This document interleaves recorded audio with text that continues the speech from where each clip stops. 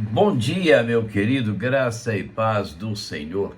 Hoje é domingo, nós estamos aqui para estudar com você mais uma lição da Escola Bíblica Discipuladora. Hoje estamos estudando a lição de número 10 da nossa revista Palavra e Vida, da Convenção Batista Fluminense. Pois é, lições maravilhosas, estamos chegando ao fim do ano, ao fim desse quarto trimestre. Mas vamos lá, a nossa lição de hoje, né? O texto básico, segunda carta de Paulo aos Coríntios, capítulo 3, do verso 1 até o capítulo 4, verso 18. A defesa do ministério. Esta seção da segunda carta aos Coríntios faz parte da autodefesa de Paulo. O leitor precisa ter em mente que esse tipo de texto é uma espécie de diálogo com o público imaginário.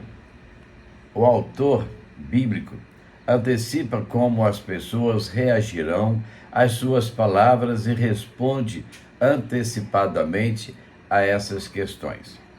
São passagens fortes e vigorosas, quase como um debate. O apóstolo Paulo entende que precisa apresentar essas palavras de defesa porque o evangelho que ele pregou está associado à sua vocação. Questionar sua pessoa era também questionar a palavra que ele pregou. Então vamos ao primeiro momento da nossa revista. As credenciais do apóstolo Paulo. Paulo realmente possui credenciais.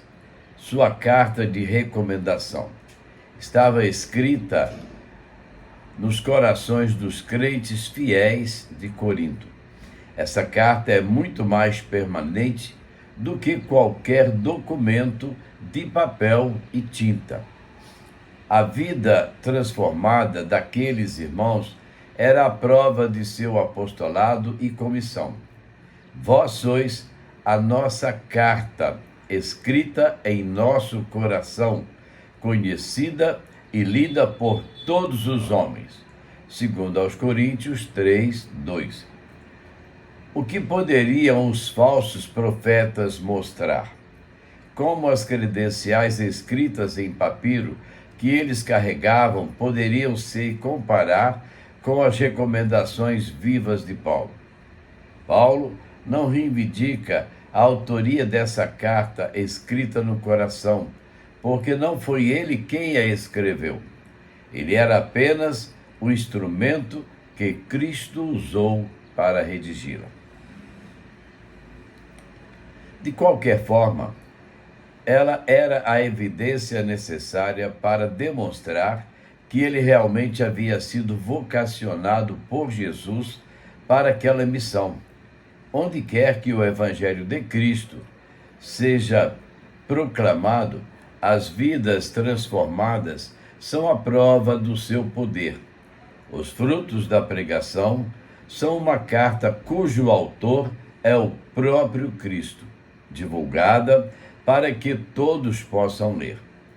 Os pregadores não passam, então, de instrumentos empunhados pelo Espírito Santo. Após levantar os testemunhos das vidas transformadas como evidência do seu apostolado, Paulo declara a fonte de sua autoridade. A nossa suficiência vem de Deus. Segundo aos Coríntios 3, 5.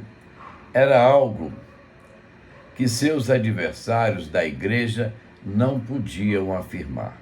Afinal, nenhum deles havia se encontrado com o Cristo ressurreto pessoalmente. Percebemos que o apóstolo baseia tudo o que ensinou aos crentes naquele encontro no caminho de Damasco, quando Jesus nos habilitou para sermos ministros de uma nova aliança. Segundo aos Coríntios 3, 6. Segundo momento da nossa lição: cegos para a luz do Evangelho. A partir do versículo 6, a epístola inicia uma série de oposições entre carne e espírito, pedra e coração, glória humana e glória divina. O contexto é o contraste feito por Paulo entre lei e evangelho. No Monte Sinai, a lei foi escrita em tábuas de pedras, Êxodo 31, 18. Mas o próprio texto antigo já anunciava que esse meio de escrita, pedra, era transitório. Jeremias profetizou a respeito de uma lei a ser escrita nos corações. Jeremias 31, 33. Ezequiel falou na substituição de corações empedernidos por corações de carne. Ezequiel 11, 19. Paulo entende que esse tempo já chegou, que só não vê quem tem os olhos cegos por um véu. 2 Coríntios 3, 14 a 16. Por isso, os compatriotas judeus não aceitaram Jesus como seu Messias, apesar da insistência de Paulo em visitar suas sinagogas em cada cidade por onde passasse. Paulo ora pela conversão de seus irmãos, para que esse véu finalmente caia de seus olhos. Interessante notar que os seguidores do judaísmo, até hoje, não acreditam que o Messias veio. Para eles, aquele Cristo que nós, cristãos, conhecemos e pregamos como sendo o Messias de Deus, para eles, aquele era um homem super especial que falava muito bem e que conhecia muito das Escrituras, mas não era o Messias. Eles continuam crendo que o Messias virá um dia, quem sabe. Ah, quanta incredulidade nesse mundo. E nós precisamos, meus irmãos, crer realmente no Cristo que nós pregamos e vivenciar o verdadeiro cristianismo, como sendo o cristianismo que Deus colocou em nossos corações. Então, vamos continuar com a nossa lição. Foi o Espírito Santo de Deus que operou nos corações dos crentes para abrir seus olhos e regenerar seus corações. A partir daí, o legalismo e a idolatria são deixados para trás, pois o importante é seguir a vontade de Deus e servi-lo ao longo da vida. Esse novo crente agora cumpre a vontade de Deus, não porque não tem outra opção, não porque é obrigado, não porque está sendo vigiado, mas porque deseja de todo o coração. É assim que nós precisamos ser. Desejar de todo o nosso coração seguir a Cristo, aquele que nos fala a respeito do verdadeiro evangelho da graça de Deus. A principal implicação da natureza espiritual da Bíblia pode ser demonstrada claramente através de passagens bíblicas, como 1 Coríntios 2,14 e 2 Coríntios 4, de 3 a 4. Aproveite e leia essas passagens depois. Nesses textos, a Bíblia ensina claramente a incapacidade do indivíduo não regenerado por Cristo de compreender a revelação de Deus. A razão dessa incapacidade é a cegueira espiritual em que se encontra como resultado da queda. A cura dessa cegueira não é intelectual, mas espiritual. Somente o Espírito Santo pode fazer resplandecer a luz do Evangelho em um coração envolvido nas trevas. Isso demonstra o caráter espiritual envolvido na interpretação das Escrituras. O apóstolo Paulo explica que os judeus tinham como quem um véu embotando seus olhos espirituais, de modo que não podiam compreender o significado do que liam, por causa da incredulidade. Como esse véu poderia ser retirado então? Pela conversão, responde o apóstolo Paulo. Essa mesma verdade é aplicada a todas as pessoas sem Cristo, em passagens como Efésios 4, 17 e 18. A ação iluminadora do Espírito Santo é, portanto, indispensável na interpretação e compreensão do ensino das Escrituras. Mesmo o indivíduo já salvo por Cristo precisa da ação iluminadora contínua do Espírito Santo para progredir na compreensão das Escrituras. Seu coração não está obscurecido como o das pessoas não salvas, mas ainda há muito que compreender. A essa ação do Espírito Santo e essa ação do Espírito Santo permanece indispensável. Só através da ação do Espírito Santo nós podemos compreender a verdade do Evangelho de Cristo.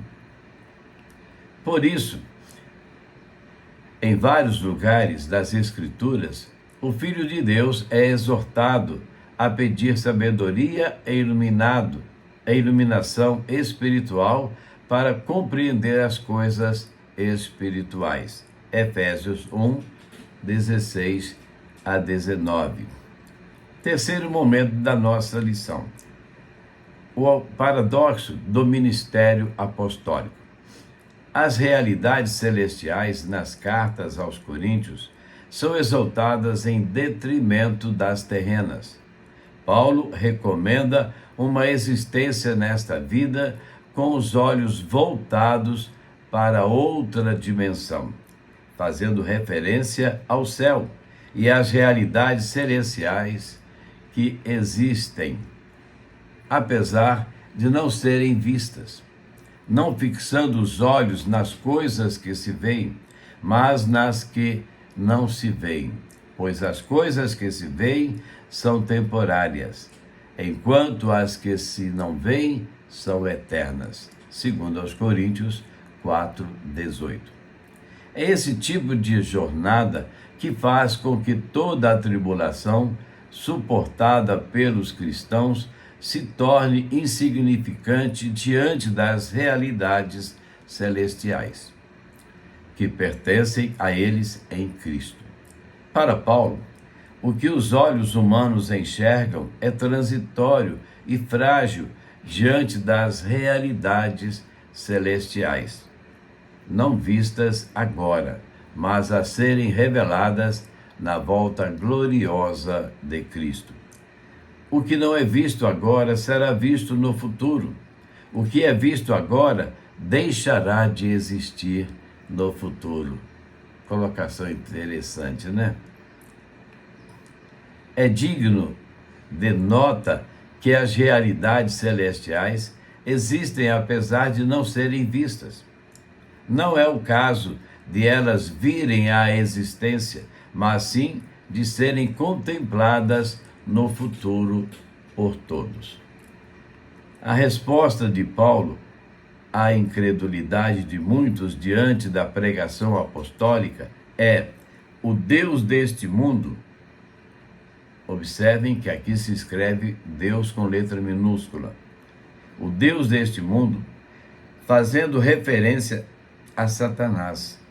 De alguma forma, esse ser celestial impedia as pessoas de entenderem o que o apóstolo pregava. Assim como hoje, Satanás atrapalha as pessoas de entenderem o evangelho que nós, cristãos, pregamos.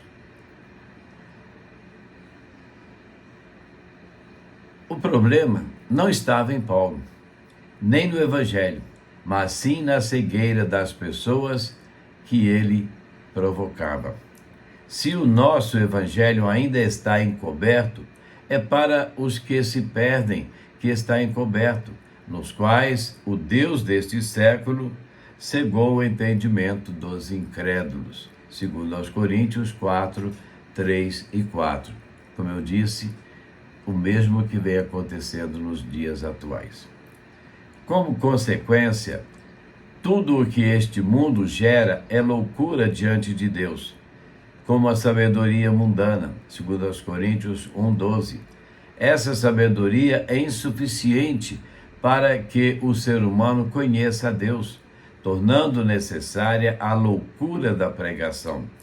O próprio Deus escolheu envergonhar os sábios do mundo ao decidir realizar sua vontade através das coisas que as pessoas consideram fracas.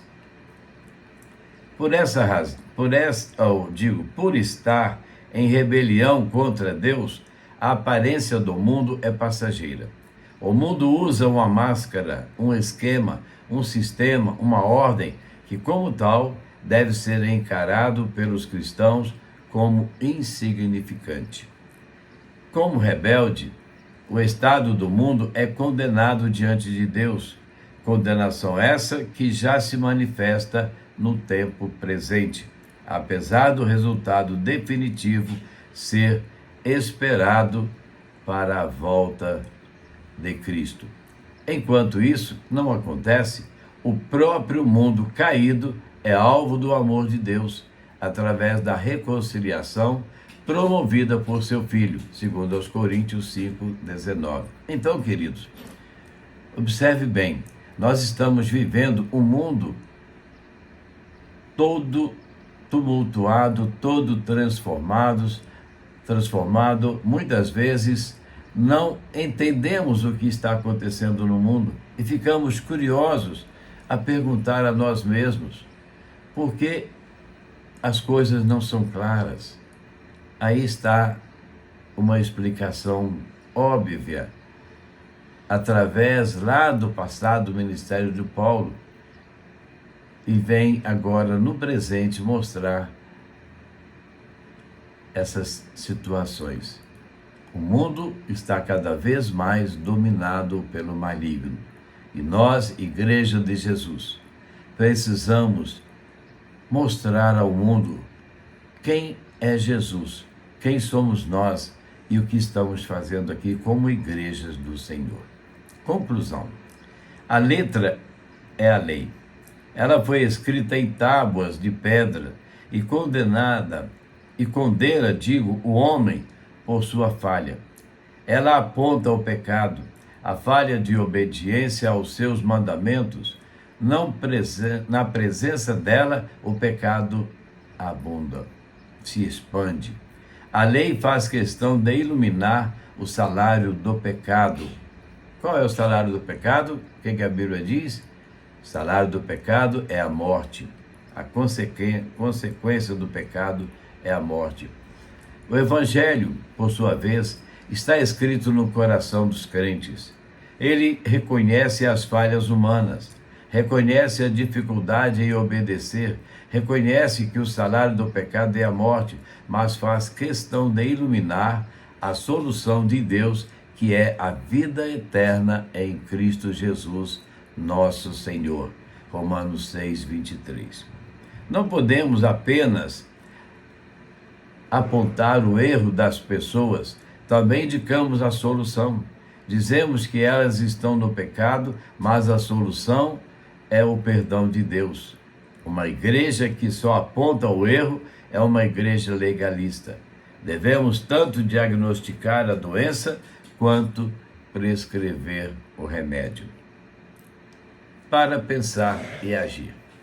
Primeiro, como o conceito paulino de cegueira espiritual pode explicar a relutância de muitas pessoas em se converterem a Cristo? Como é possível afirmar simultaneamente, que o crente em Jesus tem a vida eterna e, ao mesmo tempo, testemunhar sua morte dentro da história. Terceiro e último, é possível atribuir papéis diferentes às pessoas da Trindade na salvação humana? Uma pergunta séria. Nesse caso, qual seria o papel de Jesus? Qual seria o papel do Espírito Santo? E qual seria o papel de Deus, o Pai? Trabalhe na sua mente a Trindade, Deus, Pai e Espírito. Ela está trabalhando para que nós nos convençamos do pecado, para que nós entendamos a justiça, para que nós olhemos para o juízo e, finalmente, para que nós aceitemos o sacrifício de Cristo, para que a humanidade aceite o sacrifício de Cristo e creia em Jesus como seu único Senhor e Salvador. Aí eu te pergunto, você crê nisso? Você crê que Cristo veio para te salvar? Abra o coração para Jesus agora. Volte-se para Jesus e deixe Jesus transformar a sua vida. Ele é o único que pode fazer isso. Amém? Vamos orar? Senhor Deus e Pai, muito obrigado, Senhor, porque o Senhor perdoa os nossos pecados, porque o Senhor estende as suas mãos e nos salva através de Cristo Jesus, porque o teu Santo Espírito Consolador vem confortar os nossos corações, iluminar os nossos caminhos. Muito obrigado, Deus, porque o Senhor nos ama. Muito obrigado pelo teu grande amor, demonstrado na cruz do Calvário, na crucificação de seu Filho Jesus Cristo, que morreu por nós. Ó Deus, perdoa, Senhor, os nossos pecados. Ajuda-nos na nossa caminhada. Fortalece a nossa fé. Abençoa, Pai, os nossos familiares.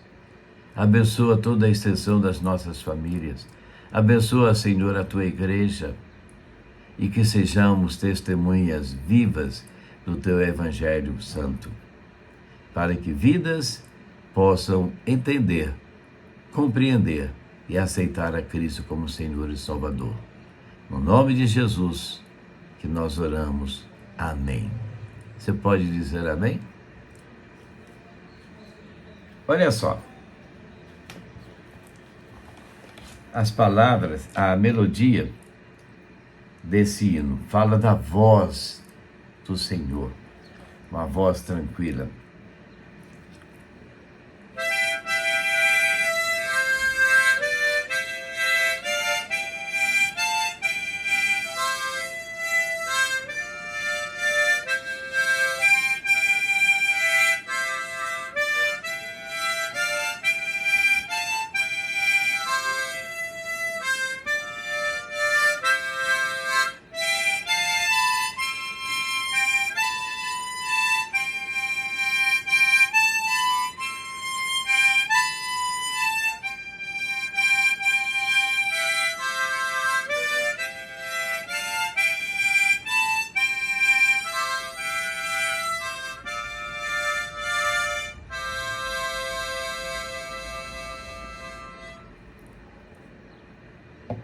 Quer no presente, quer no porvir, nunca na terra ou céu de luz, mais doce nota há de se ouvir que o nome de Jesus. Jesus, o único que pode nos dar a vida eterna. Jesus, o único que pode nos salvar, porque só Ele tem esse poder. Creia em Jesus. E assim, queridos, nós estamos terminando mais uma lição da nossa Escola Bíblica Discipuladora. Que você possa ter entendido. E qualquer dúvida, procure a sua igreja, o seu pastor, o seu líder, alguém e peça orientação. Eu tenho certeza que você ouvirá uma palavra convincente, uma palavra que venha de encontro às suas necessidades. Abra o coração para Jesus. Diga a Jesus: Senhor, eu quero que você entre no meu coração e transforme a minha vida. Amém? Hoje é domingo, dia do Senhor, estamos na casa do Senhor, mas aproveite o almoço em família, aproveite momentos juntos em família, curta essa coisa gostosa que é você viver em família. E logo mais à noite, a partir das 7h30, esteja conosco ali na primeira Igreja Batista de Itaperuna, ou numa outra igreja. Vá ouvir o Evangelho, vá celebrar ao Senhor. Nós estamos com uma programação especial durante todo esse mês de dezembro, voltada para o Natal de Jesus. Esperamos por você. Que Deus abençoe a sua vida. E até amanhã. Se Deus nos permitir, estaremos de volta trazendo para você uma nova devocional, uma nova reflexão para a edificação da sua vida, das nossas vidas. Amém? Graça e paz